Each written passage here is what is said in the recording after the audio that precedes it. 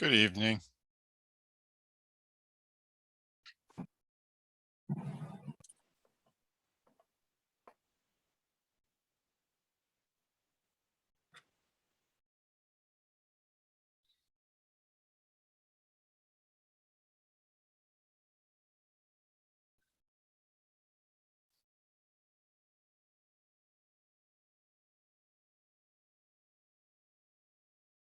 Just getting myself set up with my phone as well. Stop that video. Okay, that one's there. Thanks everybody for attending tonight. I'm going to just pull up presentation I've got here, and we'll get started in a second here. Okay, that's working. Let me just change the settings. Okay. Set this up. So before I share my screen, I just want to introduce myself. My name is Paul Laub. I'm the chairperson for Intramural Soccer. Been involved with WRA since my son was in first grade, and he's now going into ninth. I've been coaching for most of that time here, and actually every year since then, either my son or my daughter, as they both come up through intramural. My son played travel for a few years, and now he's back to playing intramural as he's starting high school. So, these meetings are not, me speaking from on high as, this is what you must do, or this is what you should be covering with kids at all ages, and this is how you must run your practices, but rather a chance for me to share a little bit about what I've learned over the years. To give you guys a chance to interact with other coaches that are going through similar learning curves that you might be going through. Ask some questions. I know it would have been nice if I had some coaches I could have tapped early on for some questions, and a chance to learn a little bit and ultimately to make it as fun as possible for the kids. So let me just share my screen here. All right. So again, I want to do these weekly, give you guys a chance, especially once we get into the weekends where we're running games. Should be a great chance for us to get some feedback from you on,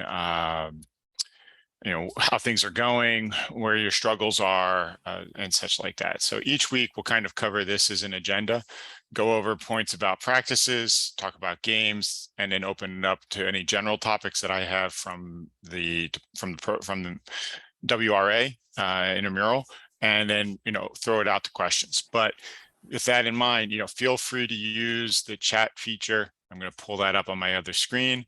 To throw out a question, or you can unmute yourself and ask any questions.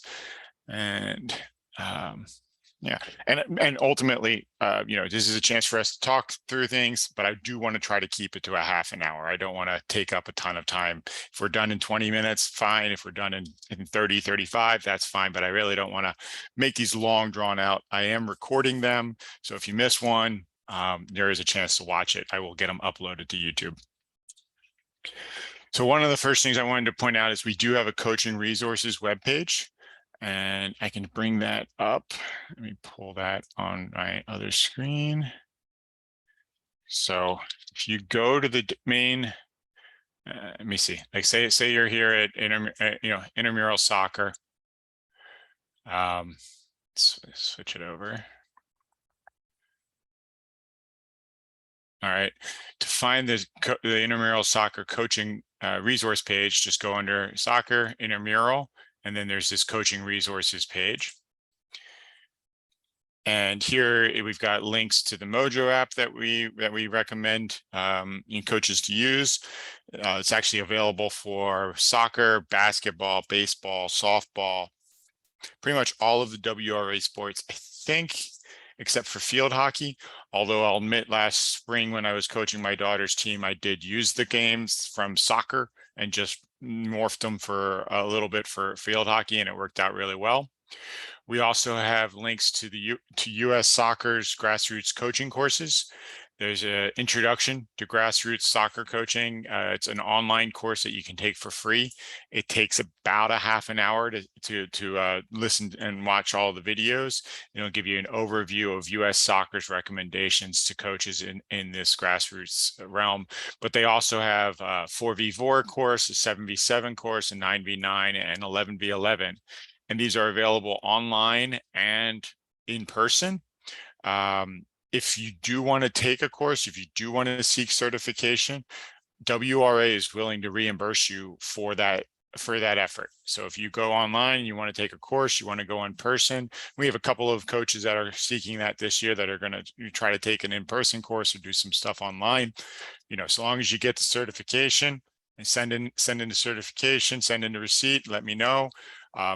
Preferably let me know before you register for the course that you're interested in taking it, but we're happy to reimburse that. And then two other last things on here are some training plans.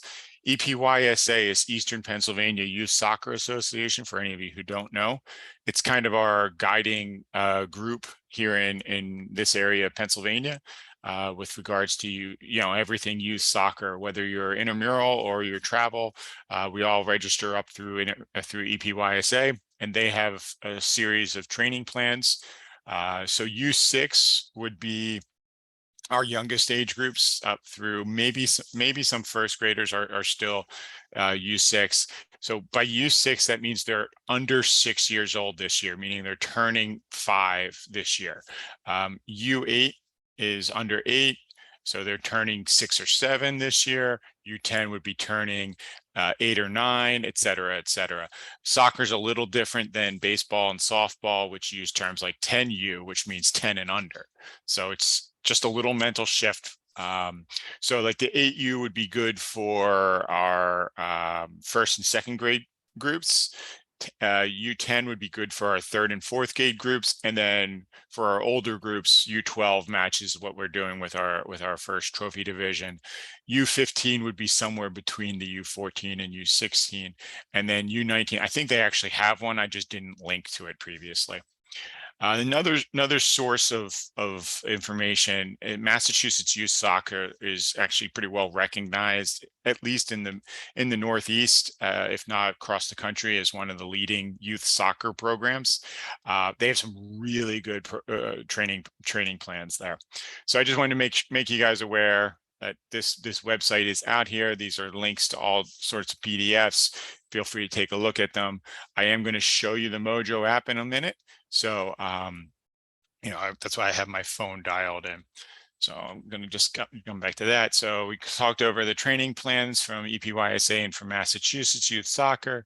Again, if you're interested in taking some courses from UI Soccer, I definitely recommend you check out the free one with the link from that webpage.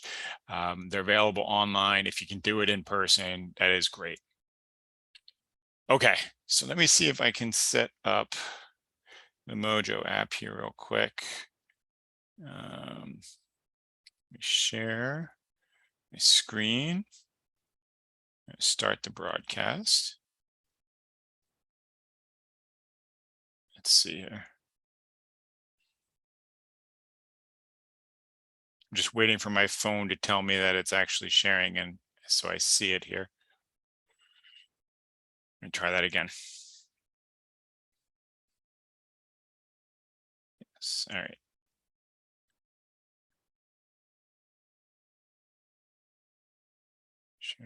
You're sharing. All right. Let me try it one more time. Share content, screen.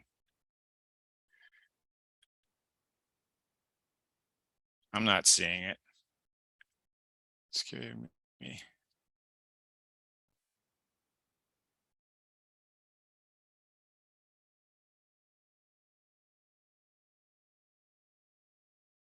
This is why I should have tested this before the meeting. It worked before. So start the broadcast. 3, 2, 1. All right, now we've got it. So if I go back,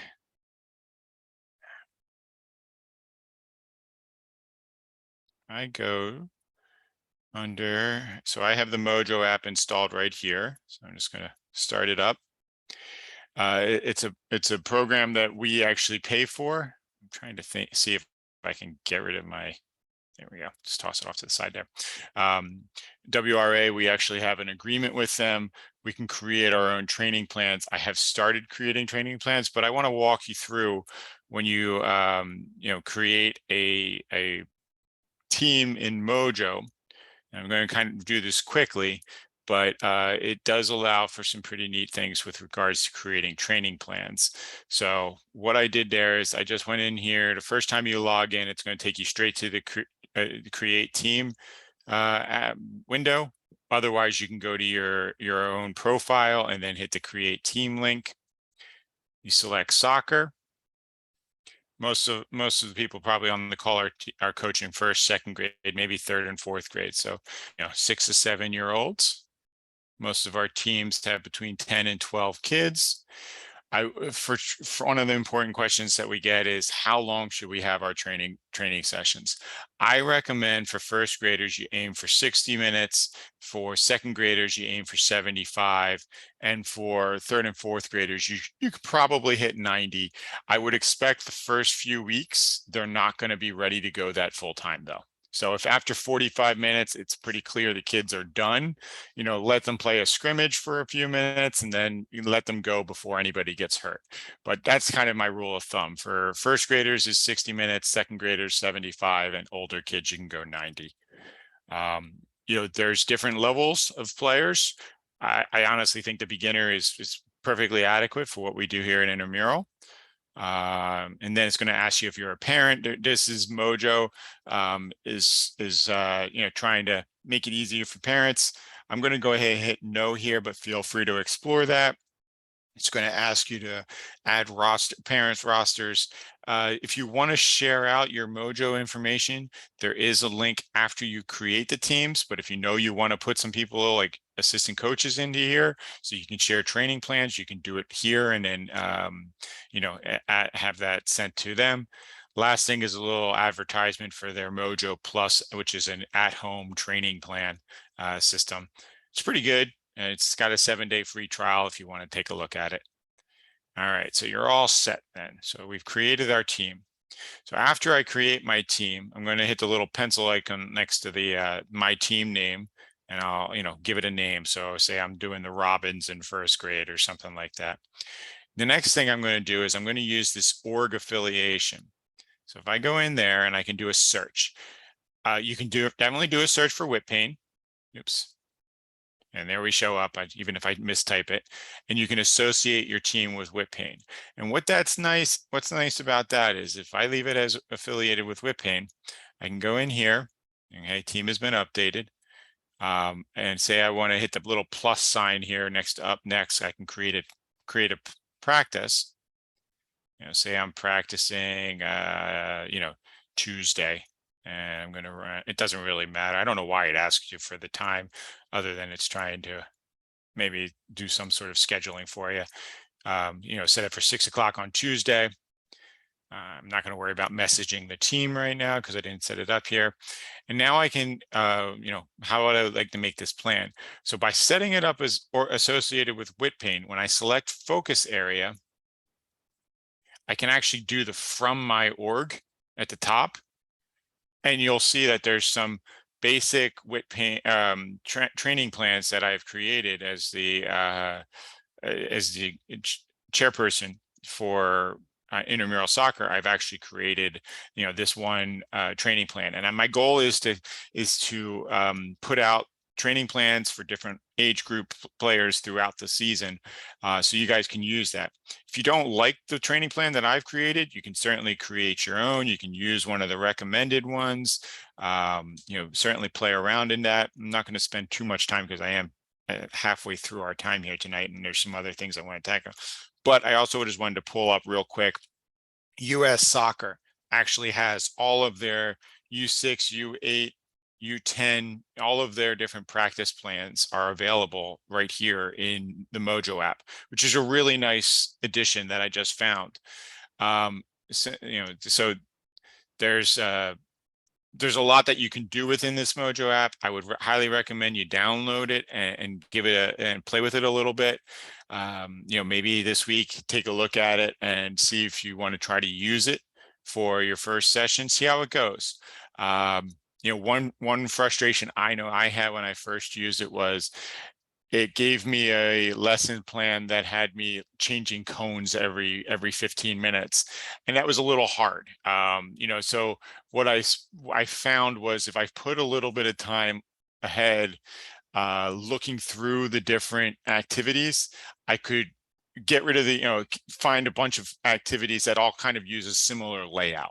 So whether I was doing work with a 4v4 course, a team, I could probably, I could come up with a number of activities that all had a very similar layout. So I didn't have to spend most of my time shifting or having one of my assistant coaches shifting cones around. It was just easier, but I really do like the app. It does a lot of things very well, and I would highly recommend you check it out. So I'm going to stop sharing my phone here. Okay, that seems to have worked. Now let me get back to sharing my main screen. All right, share that.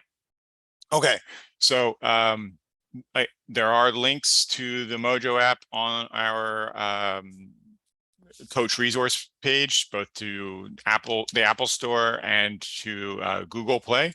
So take a look in there. Definitely take a look and see about putting in for whip pain. You can actually look for Pennsylvania. You can look for Massachusetts. I actually have a team in my MOJO app that's assigned to Massachusetts because I do like the Massachusetts training plans. They're really useful. Okay.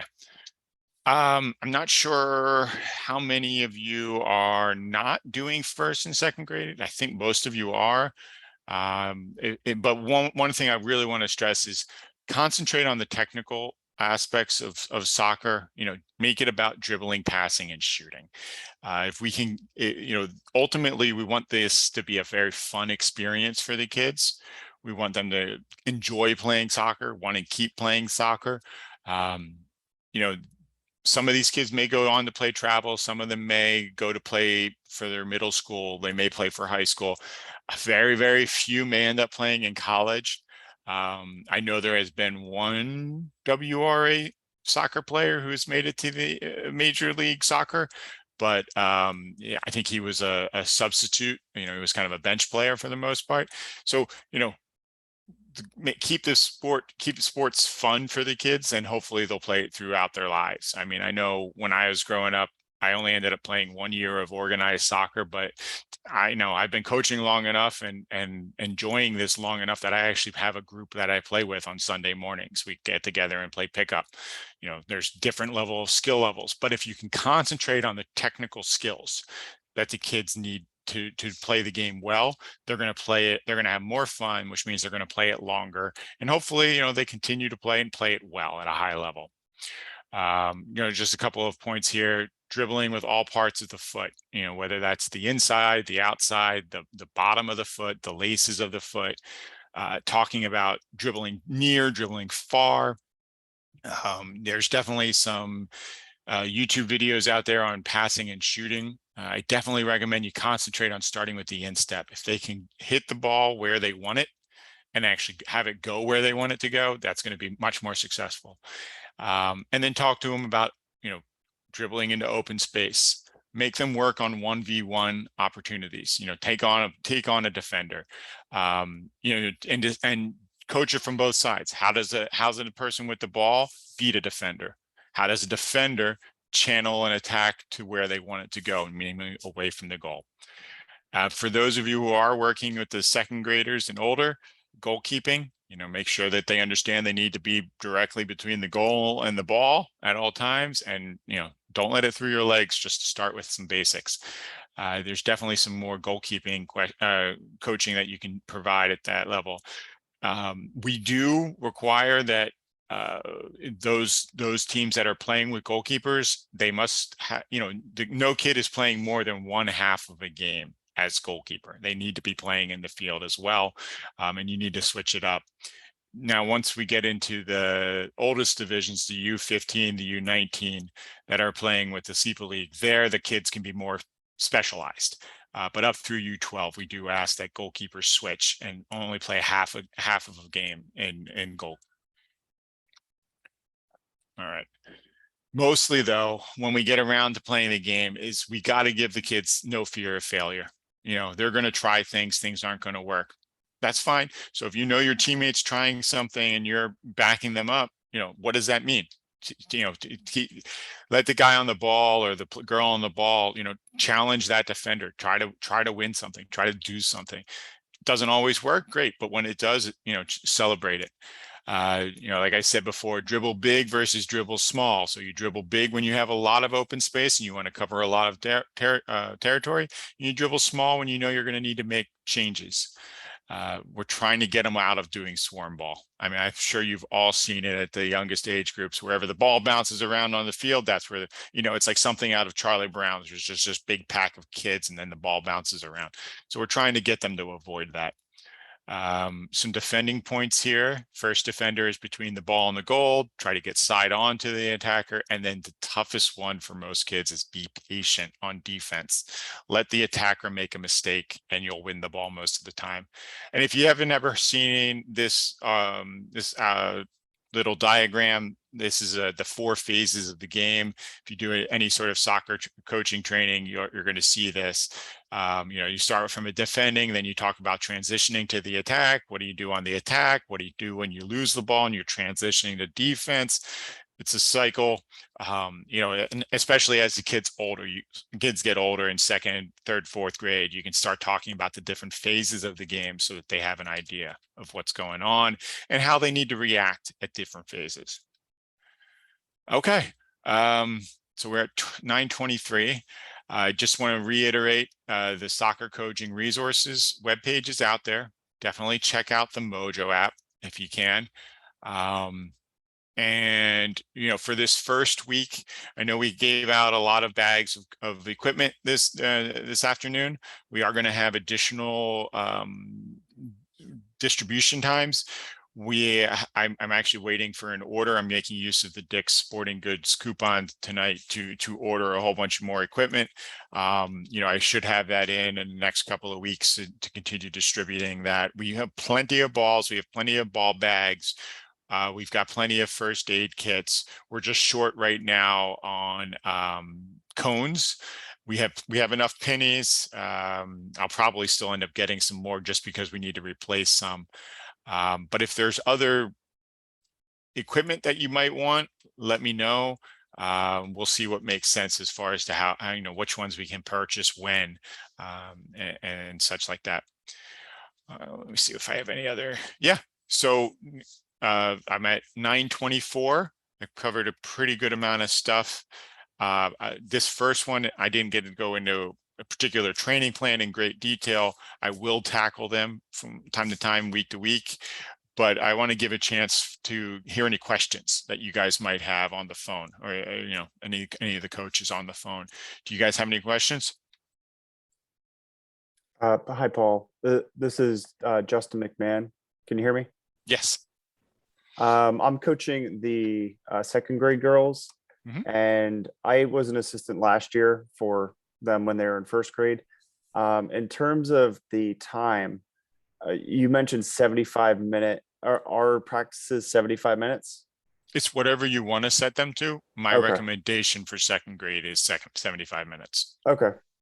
And I guess kind of building off that, you added like technical type of things that they would work on. Would you ever recommend that they do like non-soccer warm-up stuff where they're just like getting their joints loosened up and they're running from one end of the field, or do you try to do everything with the ball? Everything should be with the ball, especially in the first and second grade groups. They're basically rubber bands physiologically. They really don't need a lot of warm-up time. But that said, there's a lot of fun to be had just playing tag. And one of the things of stuff like tag, where if you tag a person, you have to hold their hand. Then everybody else is looking for open space. They're trying to find the space in the field that the tagger, the person that's isn't in. There are some simple games out there that have applicable soccer aspects to them, and MOJO actually has a bunch of them on there if you take a look through the MOJO app. I did. Yeah, I saw like red light, green light, and Mhm. freeze tag and things like that. So okay, Yeah, yeah. Especially, thank you. I don't recommend like static stretching and laps. I really don't recommend laps for any age group. Now that's just me as a coach. I know I only get them for one day a week. I want to put as much soccer time as I can in that one training session. Yep. That said, you know, if the parents are willing and you know you can give them a workout, like you know enough about health sciences to say, hey, this is what they should be trying to do each day. That's fine. You can certainly provide that feedback. I just know that one day of running a week isn't probably not going to improve their cardio system enough to make it worth the spending the time. Yeah, and also make them enjoy the sport. Yeah, yeah. Okay, thank you. To that end, one of the things that I really like about the US soccer approach to it is they do a play, practice, play style of training courses. And what that does is if the kids know every week they're coming to practice, they start with a game and they end with a game, they're going to want to get there early to be a part of that game, and they're going to want to be active at the end of that session. And then you can use that middle session to really target some technical work. Okay. Yep. Appreciate it. Sure. Any other questions? Hey, Paul, I have a Jesse Brosh. I'm coaching the 3rd and 4th grade boys. Excellent. I do have a couple questions, but I don't want to keep everybody else if they have them. I could just stay on with you, or I could just go if nobody else really has. I don't see anybody else throwing their hands up. And my guess is if you start asking some, it might trigger some other ideas. I emailed about the Team Snap, just app that we use. My wife actually started the communication for me to be a coach. Yep. And filtered through her.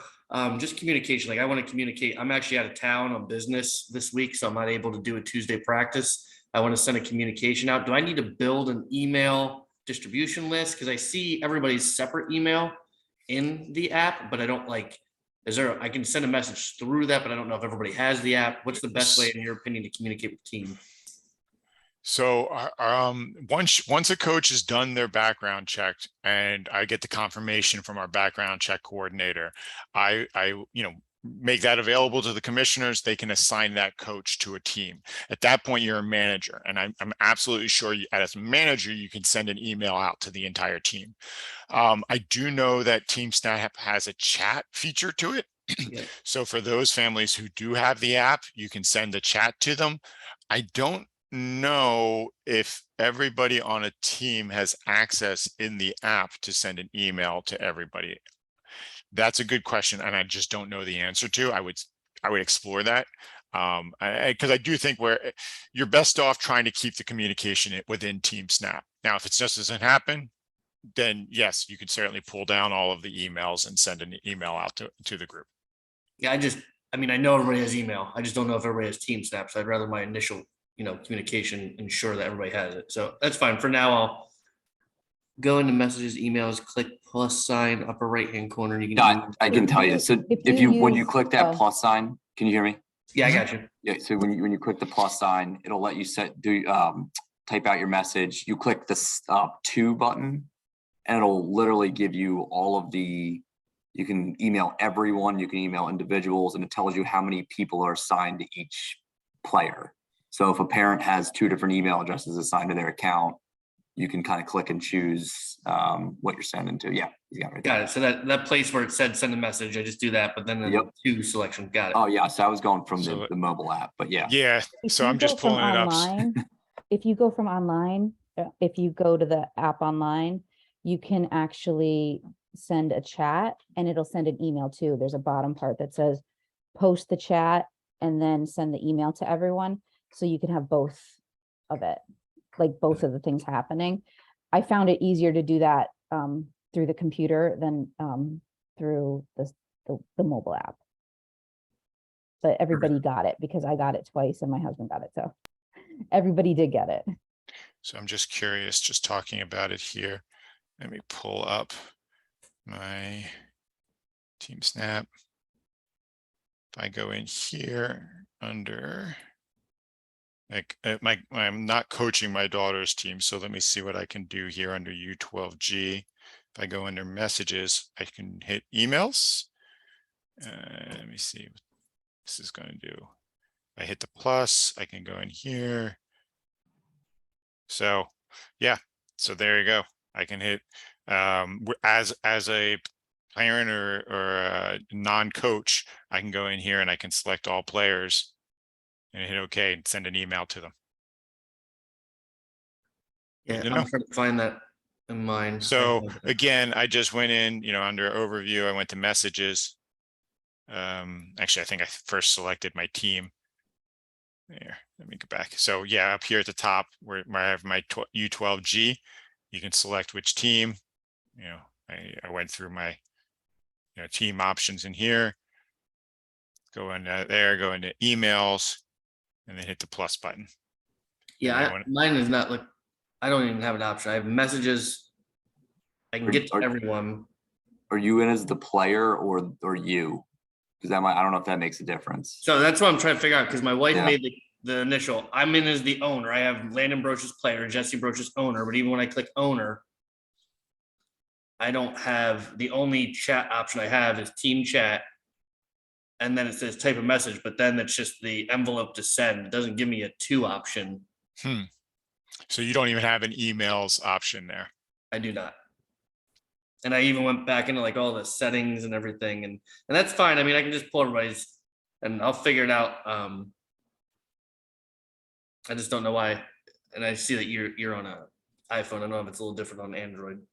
Maybe. I'm also wondering, I'm going to stop my broadcast here and let me take a look. Have you completed your background check, Jesse? I'm sorry to be specific. Yeah. I'm going to dive into while we're chatting. You said I don't you had want to take everybody's questions. time. I mean, Right. I can just build a distribution list. It's not that big of a deal. So I did just have some other questions, more logistical questions. Go right ahead. I played quite a bit, and I'm still playing, but I forget. I know there was a change after I was younger, like in terms of heading. What is the rule with heading? So we don't do heading until I think it's the U15 group is where we're allowed to use headers. Obviously, no slide tackles. Is there any type of penalties to free kick, direct, indirect?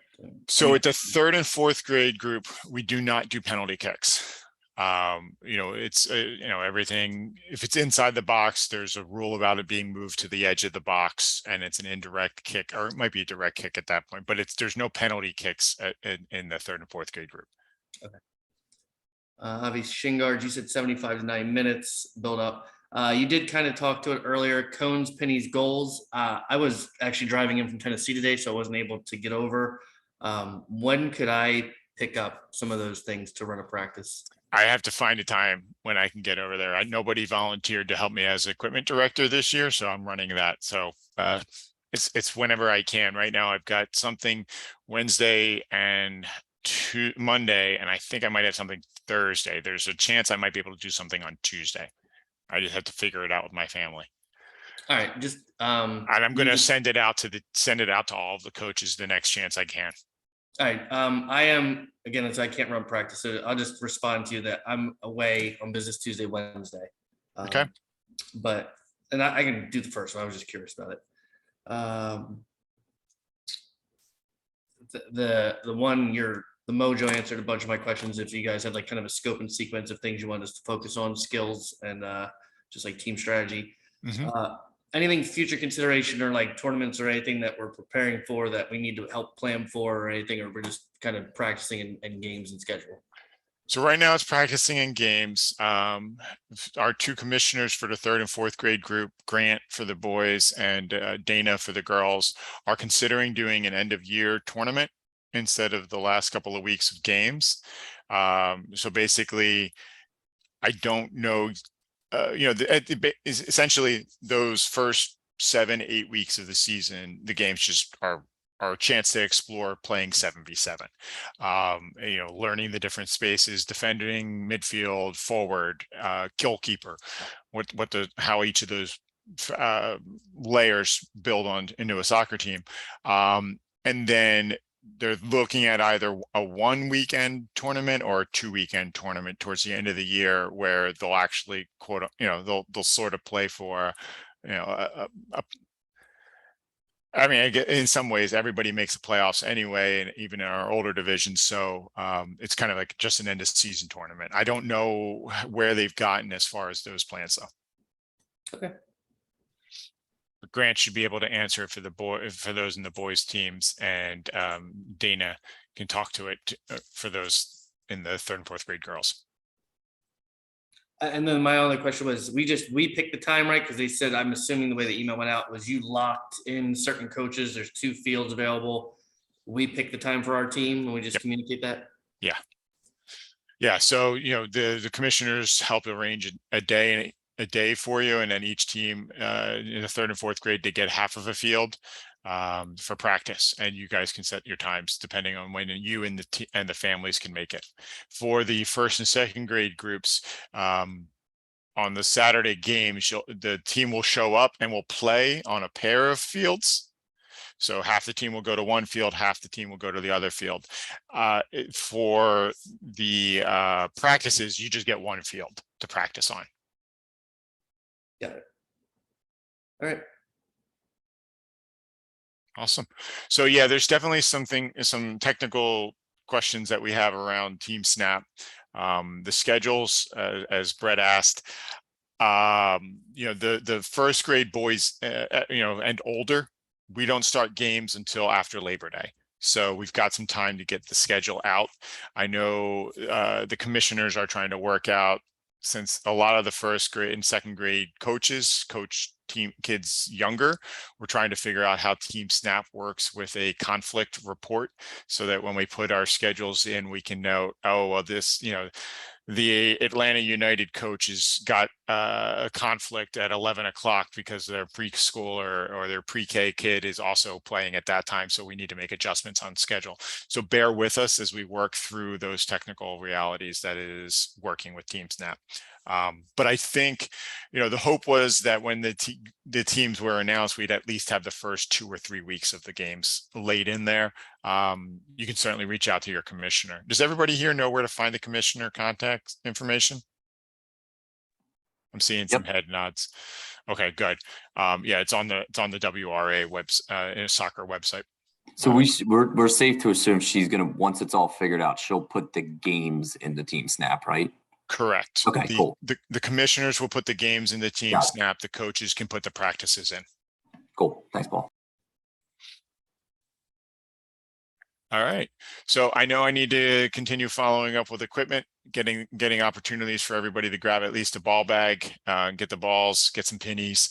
And then as soon as we get additional, I want to get more cones. I want to get more pennies. I want to get a bunch of other things for the coaches to run with. And as soon as I can get those in, it's just a matter of when we'll start distributing. So we're a little over. I appreciate all of your time. Good luck with practices this week. I'm actually going to be at the fields tomorrow for a pickup game for the U15 group.